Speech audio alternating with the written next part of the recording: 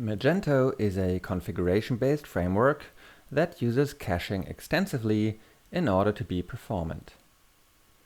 When we change a configuration file, or sometimes even when we change parts of the code, we often have to clear sections of the cache so our changes take effect.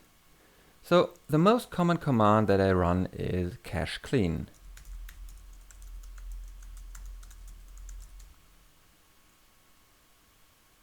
This is often abbreviated as CC.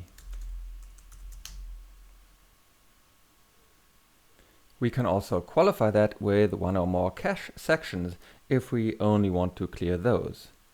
For example, layout and a full page.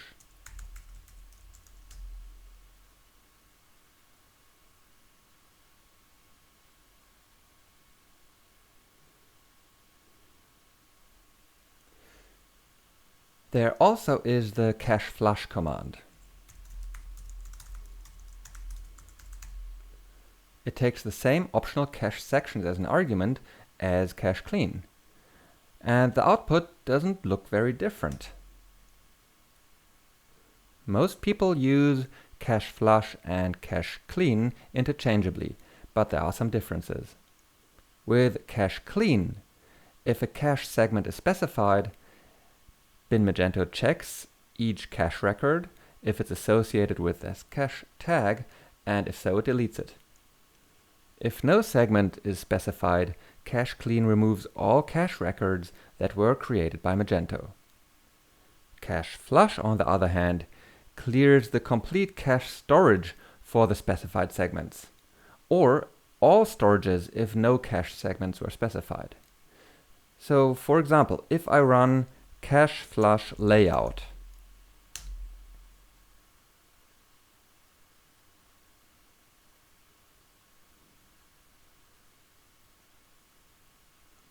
it will not only remove cache records associated with the layout cache tag, it will actually clear the cache storage where the layout segments happen to be stored. By default, that is the same storage that's also used for the config cache and all others with the exception of the full page cache. To see a list of all the cache segments and whether they're active or not, we can run bin Magento cache status.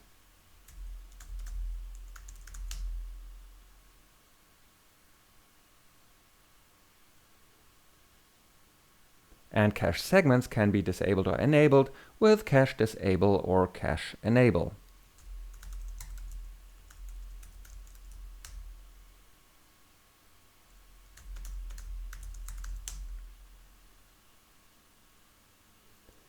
If we don't specify any arguments, the whole cache is enabled or disabled.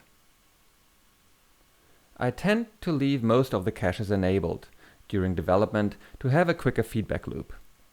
This comes at the expense of having to clean parts of the cache more often, but I like Magento being faster. Especially having the config cache active makes a huge difference. Magento is so much more responsive. The full page cache is the one I keep disabled the most during development, especially when I'm working in templates, so I can see any changes I make directly just by reloading.